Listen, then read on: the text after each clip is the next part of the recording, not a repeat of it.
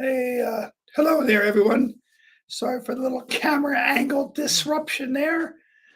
Good afternoon and welcome to the Bro and JK BRISnet Play of the Day show today, our usual Monday and Wednesday show at 2 p.m. Where myself, my Freddie Bro York, and my partner Johnny Costa. What's up, John? What's going on, Fred? Hey, it's another day in paradise here, just doing our thing. Getting ready for some warm weather here finally in New Jersey. Going to crank up into the 60s this weekend and maybe 80 or something like that next week. Holy cow. Next week, Wednesday, 82 degrees. I saw. What the heck? Then the next day, 39. Oh, I didn't see that. Yeah. I just stopped at Wednesday. Yeah. Holy crap. Well, what do you want to do? It's March. It's that time of the year. More importantly, we got some horse racing today.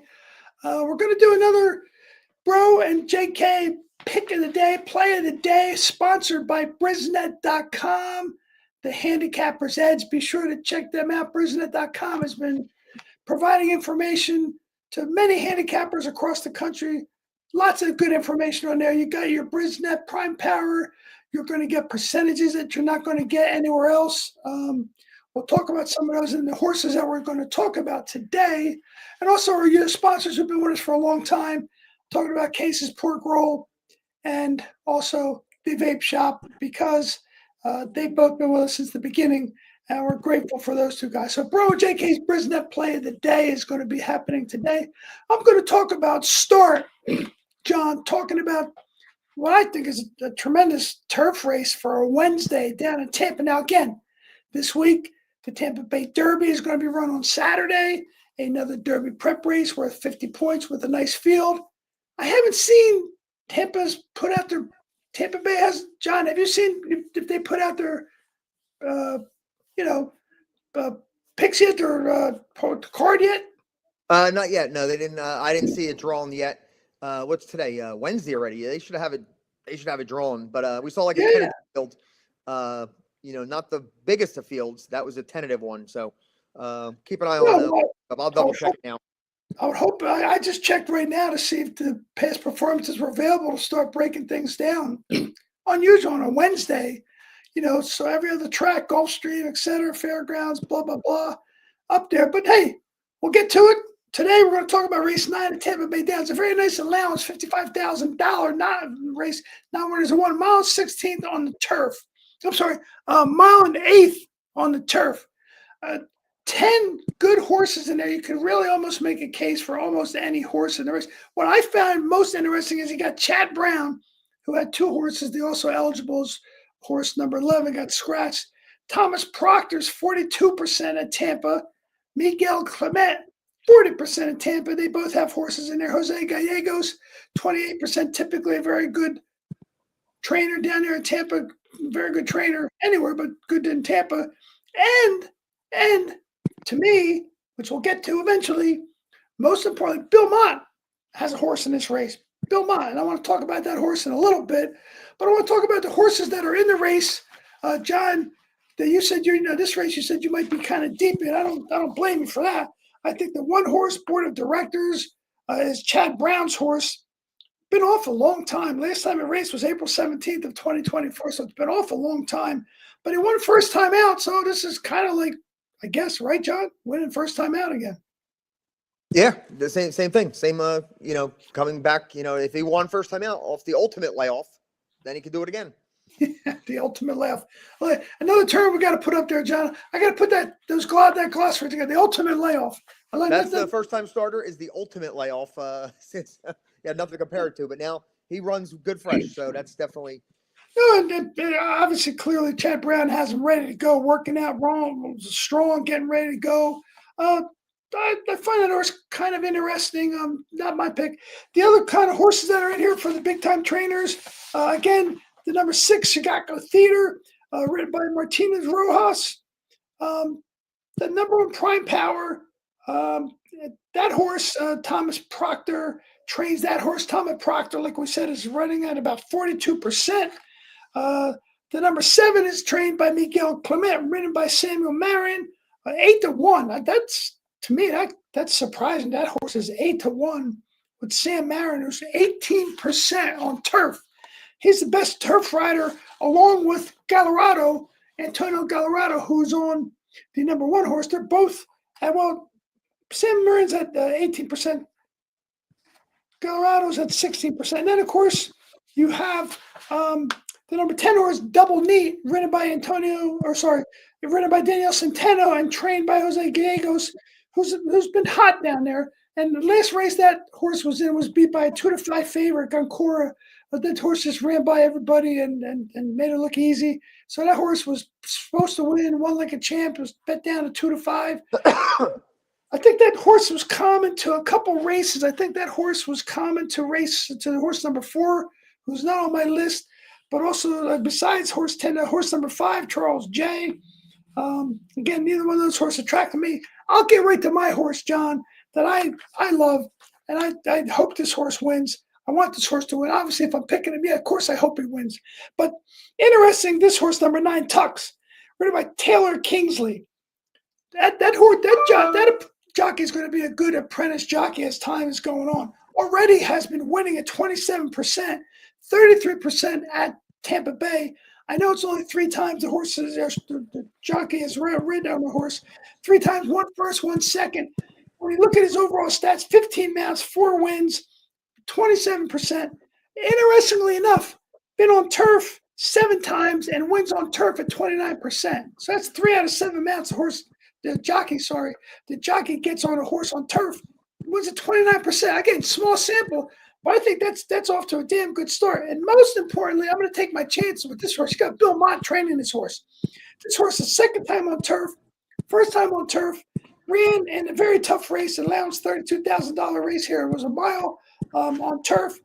Both 2 horses that beat this horse are in this race. That's fine. I don't mind that. I think the change from Daniel Centeno, certainly, who's on the 1 horse, who's on the 10 horse, so probably going to get bet down in favoritism. Also, what's very interesting to me is the number 6 horse, which is the number 1 prime power.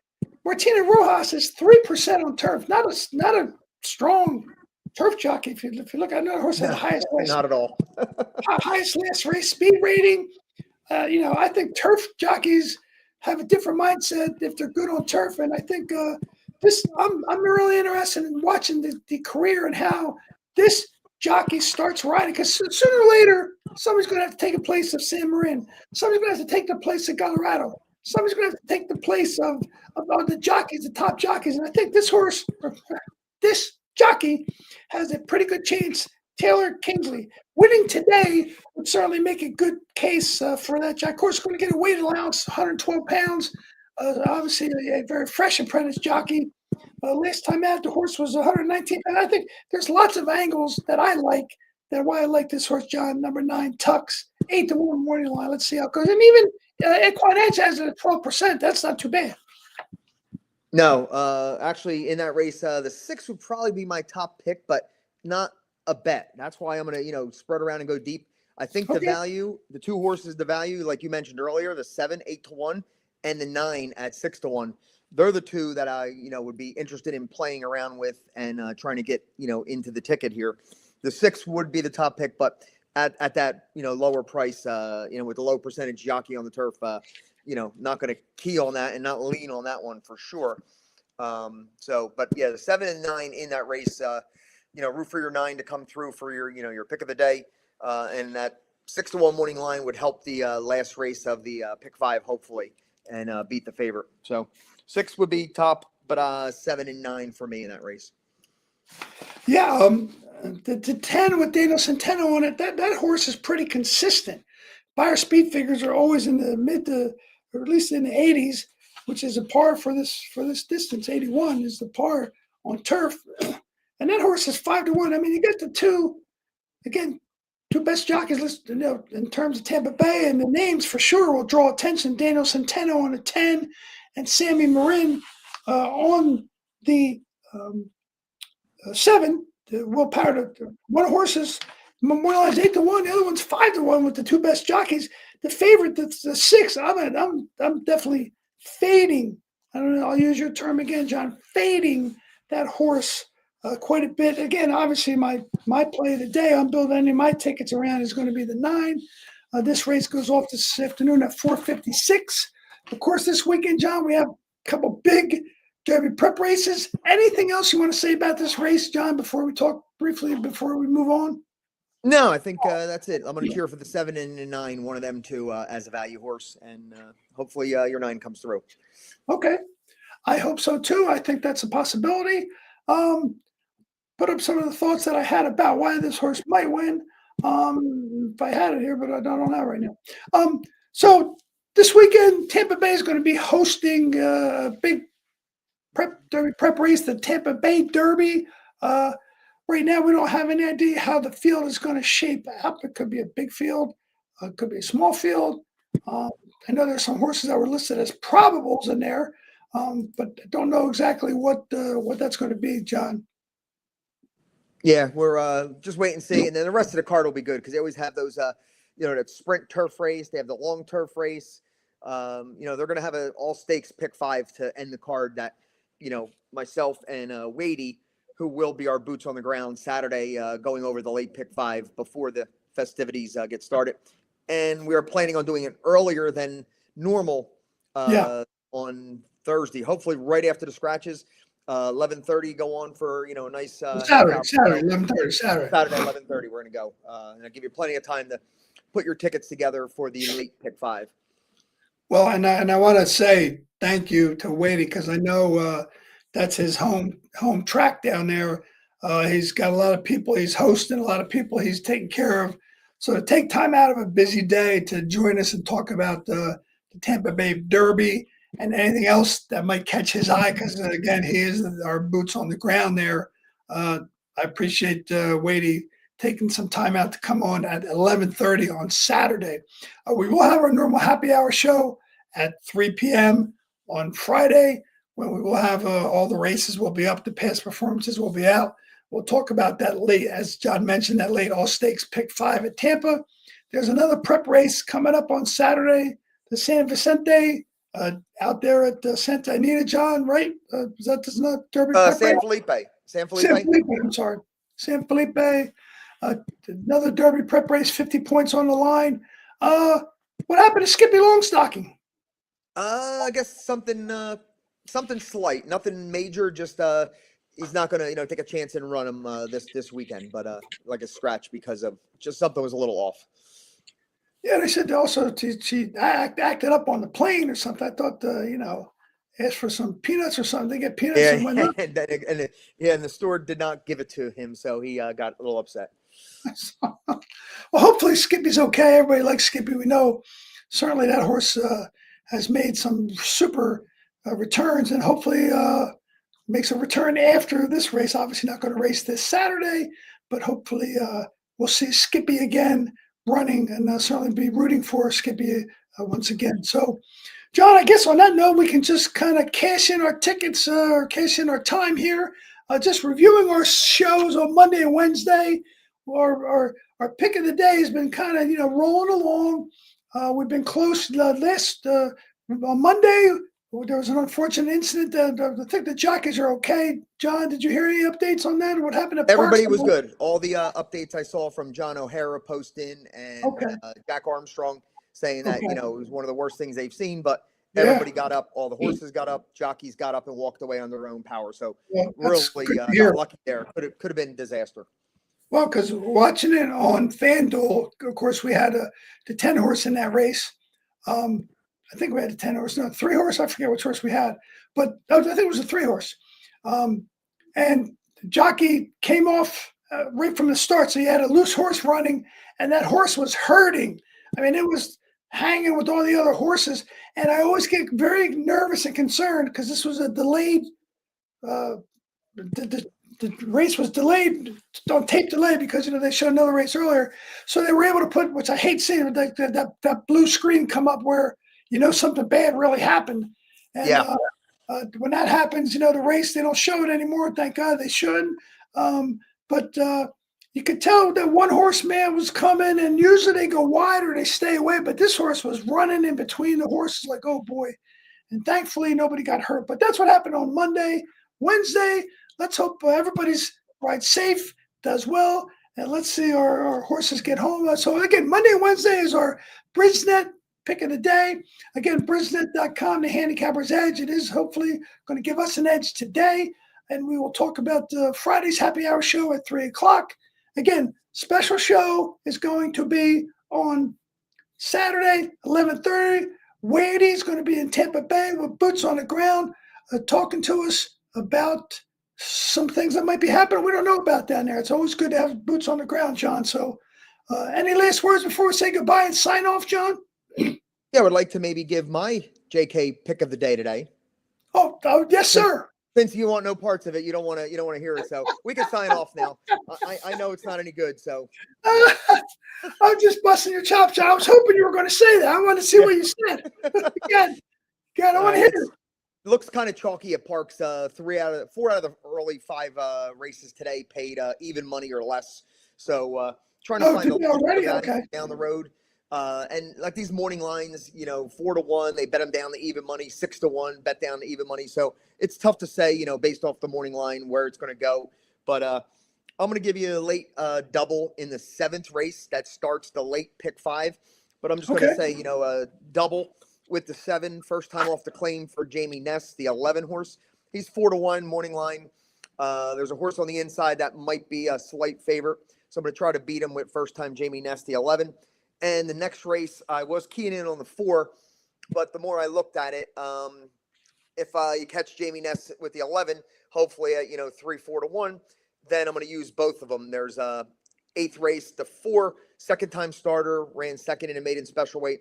The 2 horse coming out of a stakes race. He debuted in a $75,000 stake on New Year's, the day before New Year's Eve, and ran second by 3/4 of a length. So I'm going to try to beat him with the 4. He'll be a better price, but for double purposes, I'll include both, and the 4 will be twice as much of a payoff as the 2. So we'll root the 4 anyway. So race 7, it'll be $10 doubles. The 11 over the 2-4 in the 8th race, and 11 with the 2-4 races 7 and 8. That's where I'll take my stand today. 11 in the 7th race, 2-4 in the 8th race. Yep. $10 doubles. Okay.